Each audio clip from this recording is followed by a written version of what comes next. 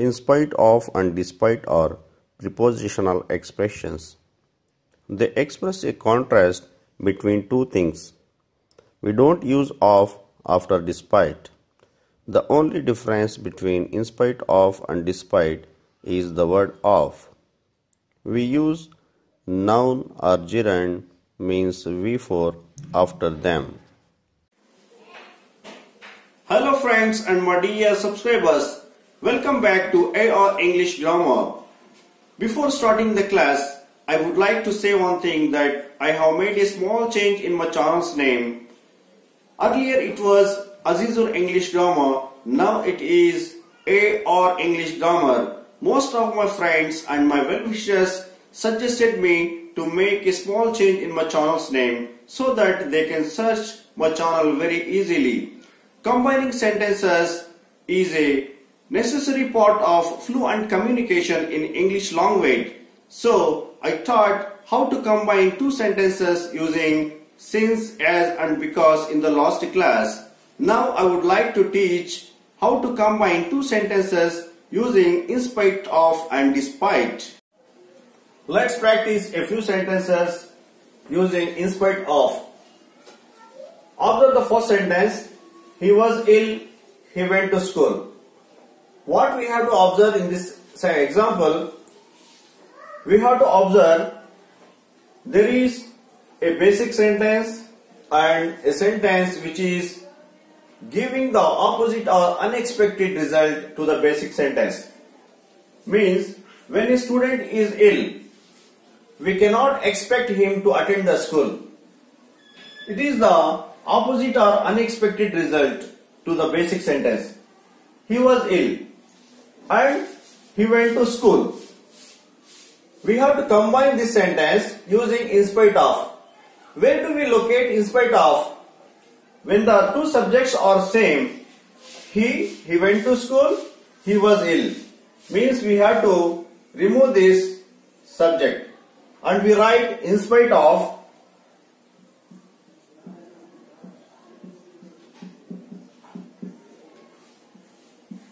In spite of plus subject.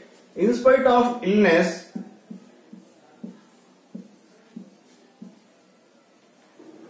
comma, he went to school. Where do we locate comma? It depends on the location. It depends on in spite of. If we write in spite of at the beginning, we put a comma after the end of the dependent clause or the basic sentence. If in spite of comes in the middle, there is no need to put comma. Means we have started the sentence with in spite of, so we have to put comma after the dependent clause. In spite of illness, he went to school. Second example, he was rich, he was humble. In this example also, we have same subjects. We have to write in spite of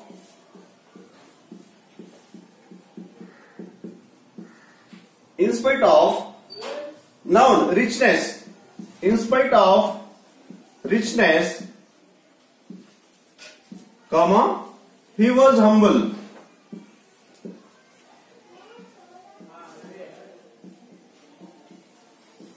Full stop.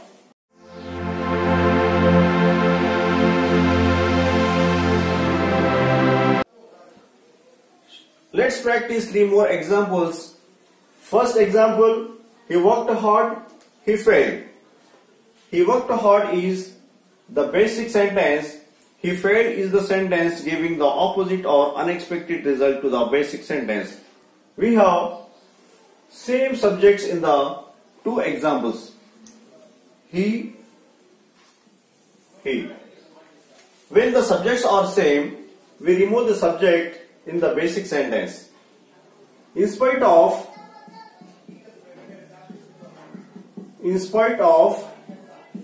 hard work,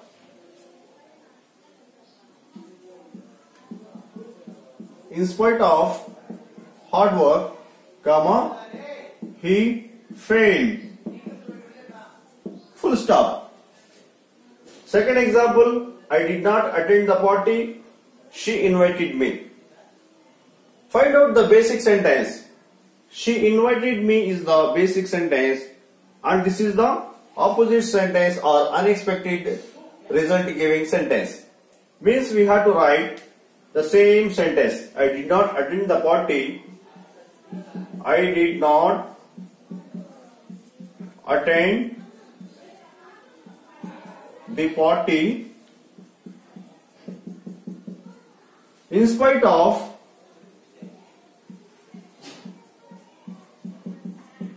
in spite of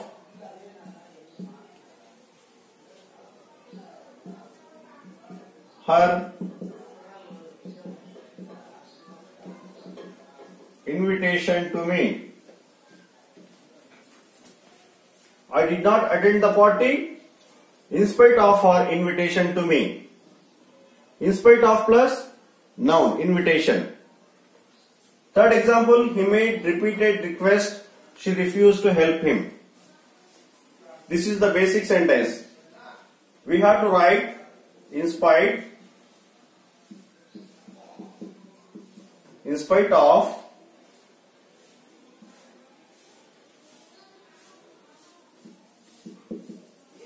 his.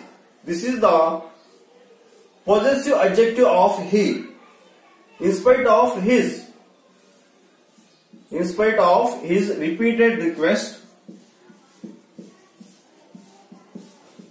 repeated request, comma, she refused to help him.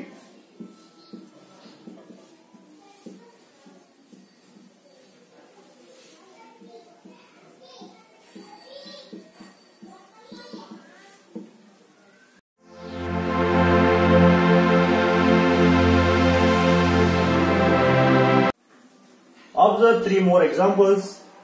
He misbehaved, the teacher did not punish him.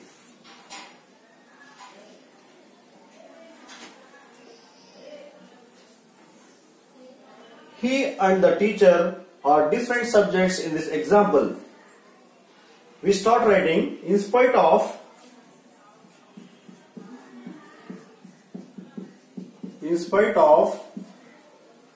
what we have to write?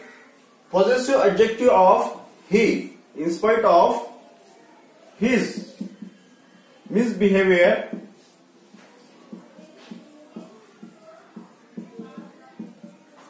comma, the teacher did not punish him.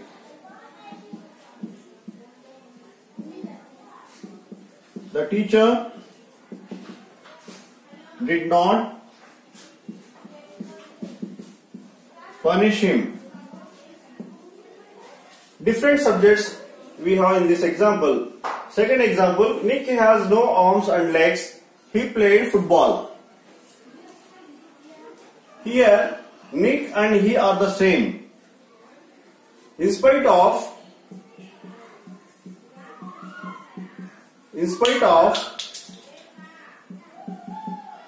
having no arms and legs, Nick played football.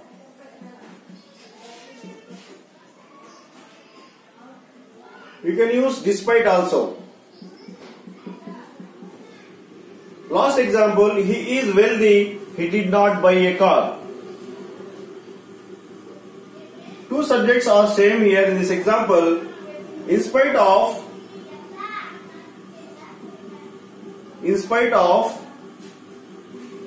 having wealth,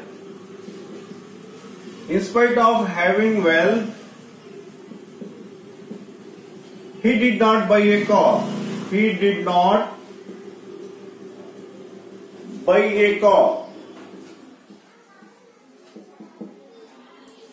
We can write in another way also. In spite of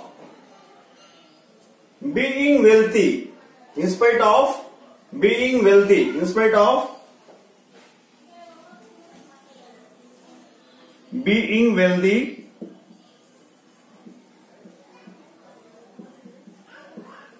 comma, he did not buy a car.